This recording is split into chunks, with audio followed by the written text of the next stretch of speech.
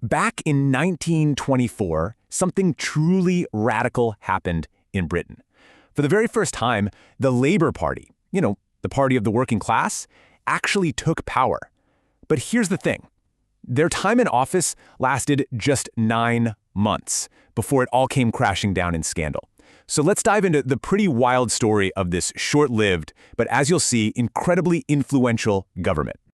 This quote from H. Asquith, who was the Liberal leader at the time, just hits the nail on the head. It perfectly sets up the mystery we're going to unravel. I mean, how does a government manage to, in his words, commit suicide? Was it just one giant, tragic mistake? Or was there maybe something more calculated going on? Let's find out. Okay, so here's our roadmap. We'll start with how they surprisingly got into power in the first place, and then look at their big strategy to prove they were legit. We'll check out their biggest successes, and then, of course, dig into how it all fell apart, from a botched court case to a massive scandal. And we'll end by asking the big question, was this whole thing a failure or something else entirely? All right, so picture this. It's January 1924, and for the first time in British history, a Labour Prime Minister, a man named Ramsay MacDonald, is walking into number 10. This was a massive deal, a political earthquake nobody really saw coming. But here was the huge catch. They were, as the saying goes, in office, but not really in power. See, Labour was a minority government. They didn't have enough votes to do anything on their own, so they had to rely on the Liberal Party just to stay afloat. The other big parties, the Liberals and the Conservatives, were basically just waiting for them to mess up, thinking this little experiment would be over in no time. Now, Prime Minister Ramsay MacDonald, he knew he was on this political tightrope. His number one goal wasn't just to pass a bunch of laws, it was to prove a point.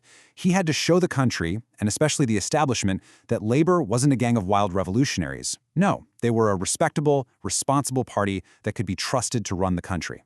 This was all part of a much bigger play. And you can really see that strategy playing out right here. On the one hand, look at what they stayed away from. No radical socialist policies, no huge cuts to the military, no big changes to the empire. They didn't even pick fights with the unions. But on the other hand, look at what they did do. Sensible, pretty uncontroversial stuff like easing unemployment rules, raising pensions a bit, and bringing back university scholarships. It was all about looking competent and, frankly, boringly normal. And this caution extended to the money, big time. Their chancellor, Philip Snowden, was what you'd call fiscally conservative.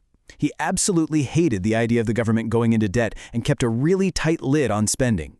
It was just one more way to send the message that Labour was a safe pair of hands. But don't mistake all this caution for them not doing anything. Because wow, even with their hands tied, MacDonald's government pulled off a couple of major successes that really left a mark. Just look at this number, 500,000. That's how many new council houses were built in the decade after they passed their Big Housing Act in 1924. We're not just talking about a policy on paper. This was about putting roofs over the heads of working-class families all over the country, a truly life-changing achievement. So how'd they pull it off? Well, the Minister of Health, John Wheatley, baked some really smart ideas into this act. They jacked up the government subsidy for each house, gave local councils more time to pay it back, and, this is key, made sure the new houses were for rent, not for sale. That way, they knew the homes would go to the families who needed them most. Meanwhile, on the world stage, things were tense. Europe was still a powder keg after the First World War. MacDonald stepped in and personally led a conference that created something called the Dawes Plan. It was a huge deal. It eased up on Germany's war debt, got French troops out of Germany's industrial heartland, and set up loans to get their economy back on its feet. It was a massive step towards peace in Europe. So you'd think they were riding high, right? Solid achievements proving everyone wrong? Nope. This is where the story takes a turn, and it all goes sideways with breathtaking speed.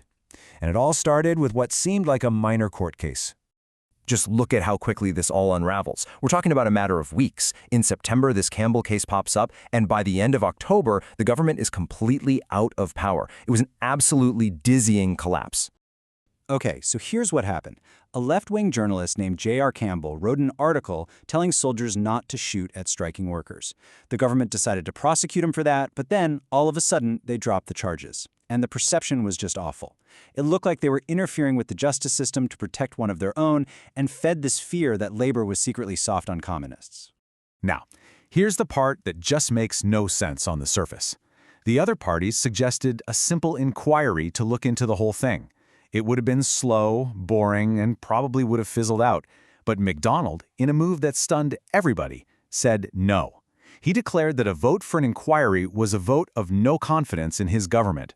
They voted for it anyway, and just like that, he resigned, forcing a brand new election over this tiny issue. So now we're in the middle of this chaotic, sudden election campaign, and then, with just 4 days to go until the vote, bam, a political bombshell gets dropped that's designed to finish Labor off for good.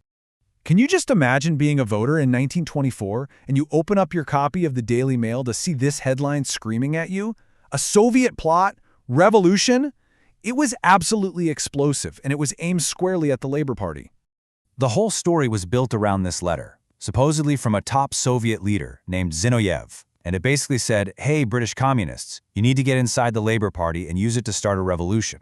It confirmed every single fear people had. The impact was devastating. The only problem? It's pretty much certain now that the whole thing was a fake, a forgery. So, there you have it. The government crashed and burned in spectacular fashion. An obvious failure, right? Well, hold on. When you actually look at the election results, a much more complicated and honestly a much more fascinating story starts to take shape. Okay, so at first glance, yeah, this looks like a train wreck for Labor. They lost 40 seats. The Conservatives won a massive majority. But look closer. Drag your eyes down to that third row. The Liberals. They were absolutely annihilated. They lost almost 120 seats. They went from being one of the two main parties to practically a fringe group overnight. And here is the real kicker.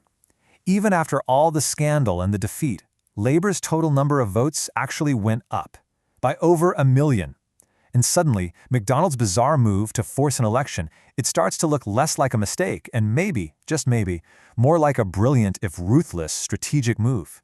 He proved Labor could govern, and in the chaos, he absolutely destroyed his main rival for the anti-conservative vote, the Liberals. Which leaves us with this final question to think about. Was the first Labor government a 9-month failure that just imploded, or was it actually a shrewd sacrifice? A gambit that, by destroying the old Liberal Party, effectively created the two-party political system that we've known for most of the last century.